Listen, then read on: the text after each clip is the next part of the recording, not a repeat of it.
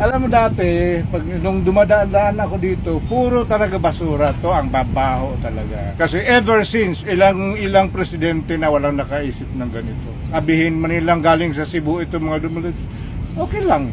Gagastos talaga ang gobyerno for the improvement. So umpisa pa lang dito, ang daming kumukontra eh. Nagwawaldas lang daw ng pera. Yung unang naging biktima ito ng bagyo, nawala ito mga puti-puti, dinira ka agad. Hindi ganun, hindi tayo mauusad pagkaganyan-ganyan. Kung ano mang naging makikita nating magandang proyekto, kinabangan naman sa lahat, naging attraction di lamang sa mga Pilipino kundi sa mga turista din, na-enjoy din nila to.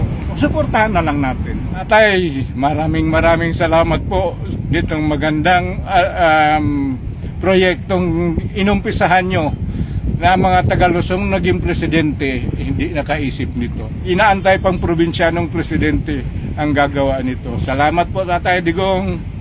Mabuhay po kayo. Mula Luneta hanggang Moa, dumaan ako dito noon. Di pa to tapos, kasalukuyang ginagawa to. So, dyan, yung mga tambak na mga putik dyan noon, mga maitim, na ano ko yun. Ngayon nga, nandito ako, sabi ko, hindi ako dumaan dyan. So, ibig sabihin, sir, regular talaga akong dumadalaw dito. Nung nagka-pandemic na, which is hindi na rin ako nakapag-travel dito, wala na. Sabi yung nanonood na lang ako sa YouTube sa mga vlogger. Ayun. Ito ngayon, chance ko na. Hindi pwedeng hindi mo dalaw. Ayun. Anong masabi mo ngayon, sir, sa ating Dolomite Beach? Oh, sa Manila maganda Bay? to. Magandang proyekto talaga to. Kasi, alam mo dati, nung dumadaan ako dito, puro talaga basura to. Ang babaho talaga. Nung nakita, sinabi na may gagawing proyekto dito, natutuwa ako. Sabi ko, ito magandang project talaga to. Ito yung pinaka anong tawag dito, pinaka accomplishment ni Pangulong Duterte. Kasi ever since ilang presidente na walang nakaisip ng ganito. So sabihin man nilang galing sa Cebu ito mga dumalit, okay lang. Gagastos talaga ang gobyerno for the improvement. So it's a tourist attraction na rin, local and foreign. So magandang achievement ni PRRD. Tapos kung sa bagong administrasyon ngayon kay President Bongbong Marcos, maraming salamat pag magpatuloy ito at ma-develop talaga ng gusto para sa bansa rin ito. Magandang progreso. Ayun. So sir, ano po sir yung yung pinaka sir nakita mo na kaibahan sa noon at sa ngayon? Ano? Yung kaibahan po talaga sa noon at sa ngayon, ano po yung pinaka nakita niyo? Kasi Hindi dati naman po pinapansin ito noon eh. Kasi alam mo, first time kong nagpunta dito sa Manila, way back 1982. Wala pa yung MUA na yan. Doon pa kami naliligo noon. Yung dulo ng na yan, Baclaran Beach. Yes sir. May mga pa yan, may mga bakawan pa yan dyan dati. So one time nakaligo kami talaga dyan. Yung mga namin, mga kaibigan, yung naging brother-in-law ko rin noon. Yes sir. Ngayon sila yung nagdadala dito kasi sila yung mga construction workers, which is sila yung sito sila kung saan. Yes sir. Tapos yung dyan sa may may CICC doon pala. Diyan ako madalas din. Kaya kadalasan talaga pag dumadaan ako dito, nilalakad ko lang yan. So hanggang doon sa may EDSA, may extension, doon ako nabag-i-exit. Pero lakad lang talaga, hindi ako nagsasakay. True, paa lang. So magandang achievement itong nangyari ngayon. Sa aming presidenteng Mindanaoan, pareho kaming taga Mindanao.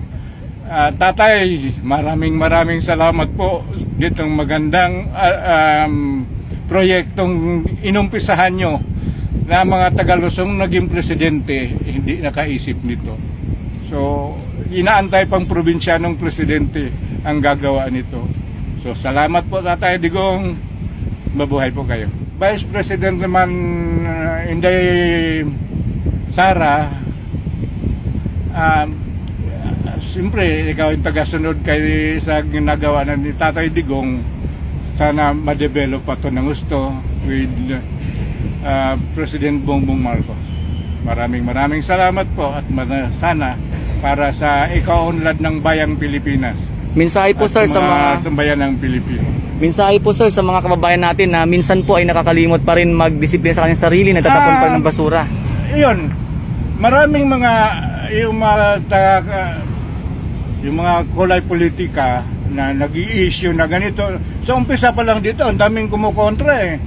Kasi nagwawaldas lang daw ng pera. Yung unang naging biktima ito ng bagyo, nawala ito mga puti-puti, dinira ka agad. Hindi ganon, hindi tayo mauusad pag ganyan-ganyan. So kung ano mang naging makikita nating magandang proyekto na pakinabangan naman sa lahat, naging attraction di lamang sa mga Pilipino kundi sa mga turista din, na-enjoy din nila to. So suportahan na lang natin. Siyempre may mga positive, negative talagang mga sinasabi. So yung mga mahilig sa mga negative, tingnan nyo naman kung anong naging bago tayo magsalita ng hindi magkanais-nais din. So ano na lang tayo, suporta tayo pag makita natin maganda. So kung may gaya nito, nung sinasabing maraming mga basura, puro kritik, hindi na lang tumulong.